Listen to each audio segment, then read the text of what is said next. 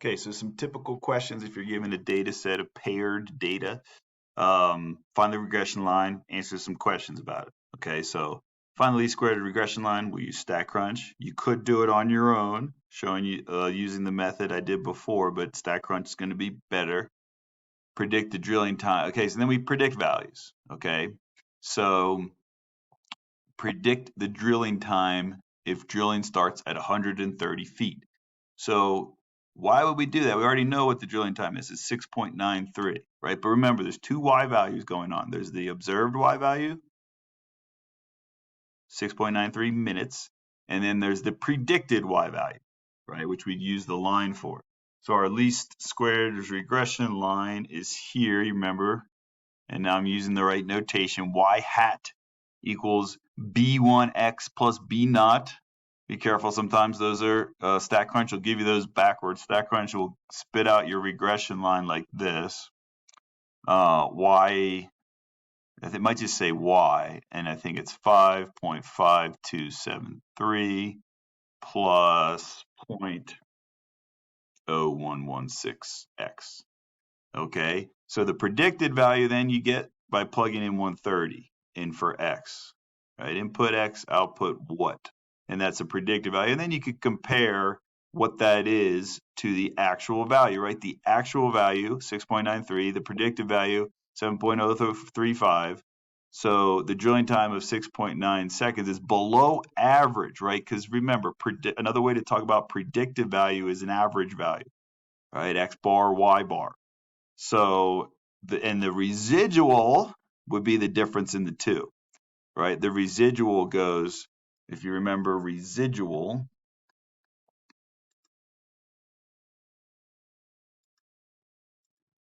there it is, the observed minus the predicted, right? So that's another way to talk about if it's below or above average. Reserved minus predicted in this case would be observed minus predicted. Whatever that is would give you your residual, and that's going to be negative, right? Which is another way to decide if it's below average or not. That was the answer to question C,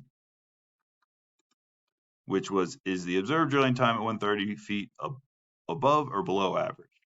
Right, so we just talked about that one. Draw a least square regression line and scatter the data. So there's that, which StatCrunch will do for you. Some other questions you're going to see deals with the scope, right? If I say, what is the predicted value if you're 1,500 feet below the ground?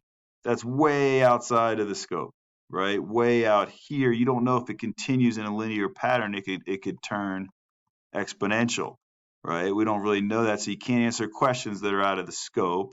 The y-intercept, you always have to think about, is the y-intercept within scope or not? In this case, you'll see y-intercept happens when x equals 0, and we would be right at about 5.5, right? Algebraically, and of course on the graph.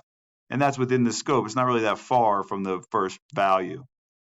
Anything way out of the scope, or even like I would think like 400, double the highest value we got, it's going to be outside of the scope. So you got to be careful. I wouldn't, a tricky question would be like, could you use 250? That's probably out of the scope, but it's not that far. You see these are increasing by 20, so it's a bit out of the scope of the data, right? But I'll try to not ask you ones where it's kind of hard to tell how far away, or if it's considered outside of the scope. Oh, interpret the slope. We talked about that. For every, let me do this one because these ones just get a little tricky. So let me interpret this.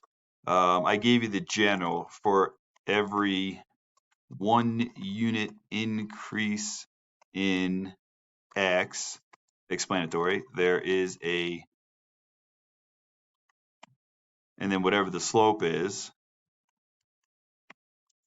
unit increase in y.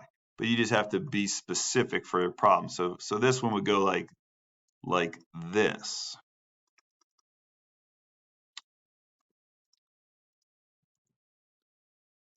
It would go something like this. For every 1 unit increase, for every 1 foot, since that's the unit of x, increase in depth, there is a 0.0116 increase in time it takes to drill 5 feet. Okay, or that's the real like formula way. If you want to just write that in plain English, which is a lot better, every foot deeper the rock is below the surface, it will take an additional 0.0116 minutes to drill through 5 feet of rock. That's a better answer, right? Kind of explaining it in plain English to non-stat people.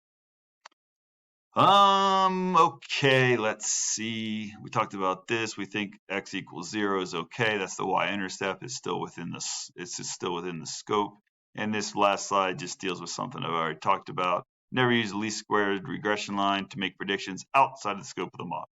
Okay, and like I said, it should be pretty clear what's outside of the scope. All right, so your homework is, now you've watched the video, read the textbook, reinforce these topics, and then try the homework.